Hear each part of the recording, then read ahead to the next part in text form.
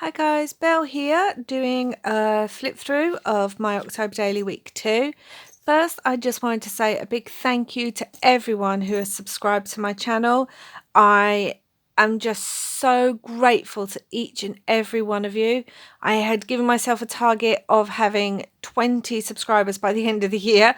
That was being optimistic, and I've already beaten that. So thank you very much. I really appreciate it. Okay, on with the flip through. As you can see, my October daily is getting to be a chunky monster, which is kind of perfect. But anyway, last day was day 7, so we're going to flip straight through to, that's day 7, to day 8. So this day I was actually influenced by the actual page in the journal itself.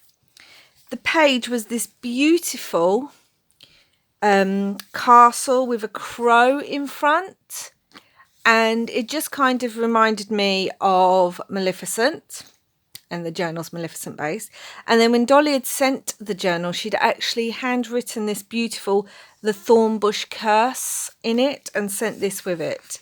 And so what I decided to do was I had this picture of me, very unflattering picture of me, wearing some Maleficent horns. So I thought, okay, let's do a Maleficent theme. I decided to make these, to take a dye and make almost like thorn bushes, both in glittery and just normal cardstock, and then just outlined in black and white so that the actual castle would stand out a bit more, so that it actually looked like the Thorn Curse. And then I just used some of the Tim Holtz words and put, "There was a terrible silence 100 years ago. The young girl became possessed, held in suspense in the dark and haunted room," because that just seemed kind of perfect. And then I just wrote on the back, I stamped a raven stamp I had to reflect the other one, and then just wrote about Maleficent and how much I loved it. And then I just backed this photo with some card, some fabric, and die cut some purple and black flowers, some leaves and some gems, and just wrote, "I don't believe I will feel any creepier." It didn't have a sticker saying, "I don't believe I'll look any sillier." So I just went with that. So that was day 8.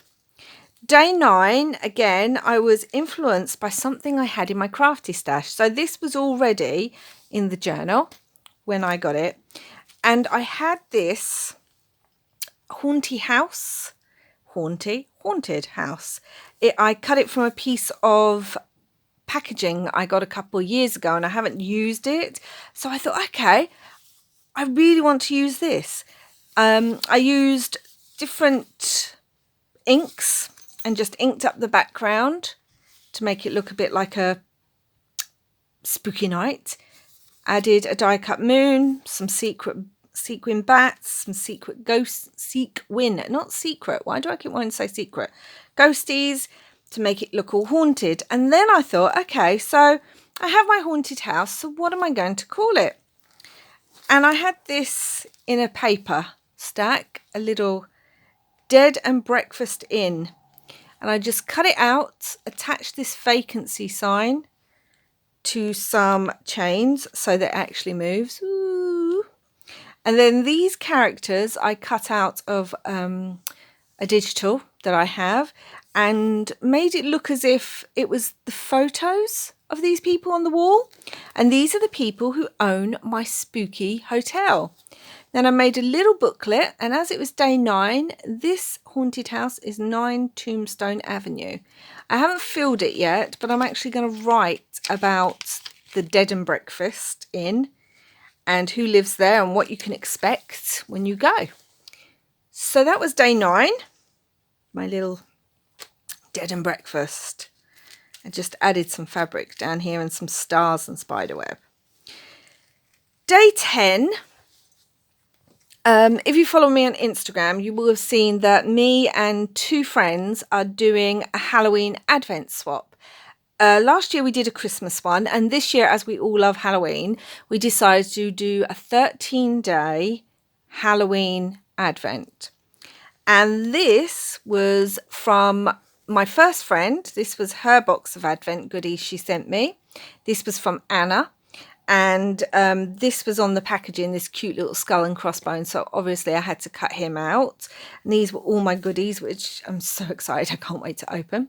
And then I just wrote about my friends and our Advent and what we decided to do, added some stickers. And back here is the letter she actually wrote me. This is a tuck spot. So just a simple layout. I'm trying to do things a bit flatter because, as I said, my journal is getting to be super chunky. And that was day 10. Day 11, I was actually influenced by one of the prompts of Pink Oddbird. She's doing a series of October daily prompts this year. If you aren't following her, I'll link her channel to it below. Her prompts are fantastic. And one of the prompts was to write a Halloween poem. So I don't know why, but for some reason, the song that popped into my head was a few of my favourite things from The Sound of Musical. Music. Can't speak today. I'm sorry. And this is my poem. It's very simple, so bear with. Halloween favourites. All the pumpkins, large or teeny, orange, white or green. Spooky stories full of ghosties that make me scream. Crumbling castles full of bats and bloodthirsty vampire queens. Magic spells and cauldrons bubbling while witches cackle on brooms. Mummies moaning and zombies groaning and werewolves howling at the moon. Misty graveyards, haunted houses, forests filled with twisted trees. These are just a few of my favourite Halloween things. So I just used some die cuts, some ghosties and my little Tim Holtz zombie. Isn't he the cutest? Some little tombstones and some moss down here, my witch. And I'm not sure if you can see or not, but I've actually used some, it's like metallic rub-ons that I've had for ages. So that actually sparkles when the light hits it. And in here, I just made a little journaling card for day 11 and wrote about what I did, why I did it. And yeah, so that's my day 11. Simple, but got a bit creative. Day 12, I actually took a picture of one of my trees in my garden. Has got these beautiful purpley red leaves coming up. I don't know if you can see that very well. Trying to get it, and they're beautiful.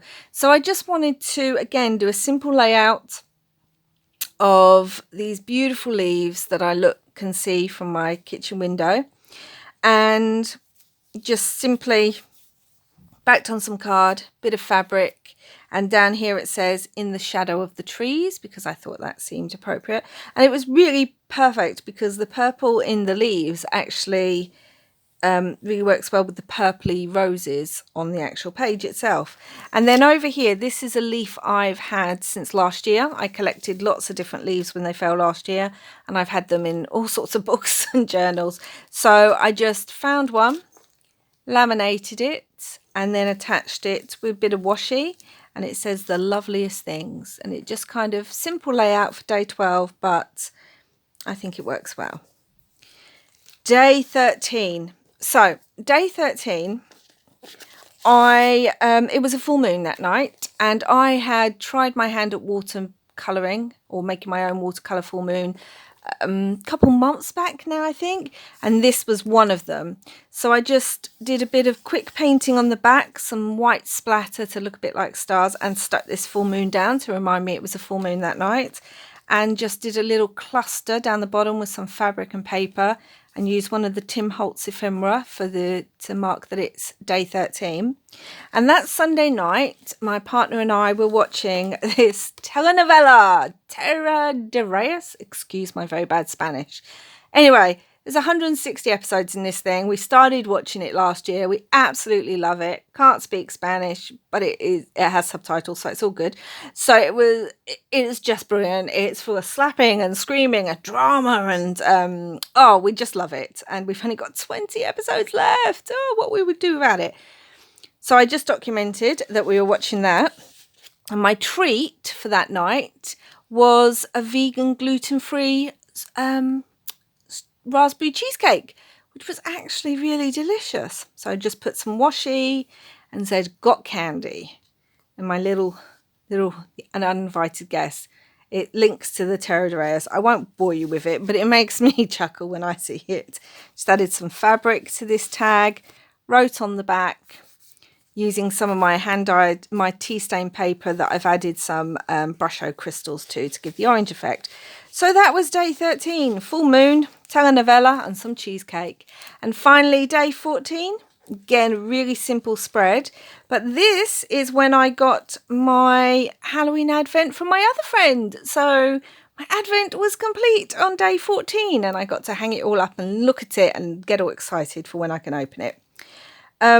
She sent me this yarn in the actual with the actual advents itself, and these brilliant paper stickers that I actually love. And I just made a little tuck spot and tucked her letter in there. This netting was already on this page. I just love the fact that I can cover it over. And down here I attached a little pin, little purple cloves pin with October 31st on it. And here, these are some of the fabrics that I've actually used to wrap her advent in. So I just wanted to attach these to remind myself of the colours and fabrics that I used. I didn't want to cover this page too much because I really like the actual knight's hand. Yeah, so that was day 14. So it was a more creative this week, more creative pages this week. And I tried to do them a lot flatter so that I could try and stop my journal getting far too chunky. So this is probably one of my favourite pages just because, you know, let's all get silly sometimes. Let's not be precious and make perfect photos all the time. Let's just get silly and get our weird faces on and be proud. So that is week 2. I will be back soon with week 3, which I'm already almost complete. And yeah, thank you all for watching. Hope you enjoyed. Subscribe if you haven't subscribed, and Halloween blessings to all of you. Bye.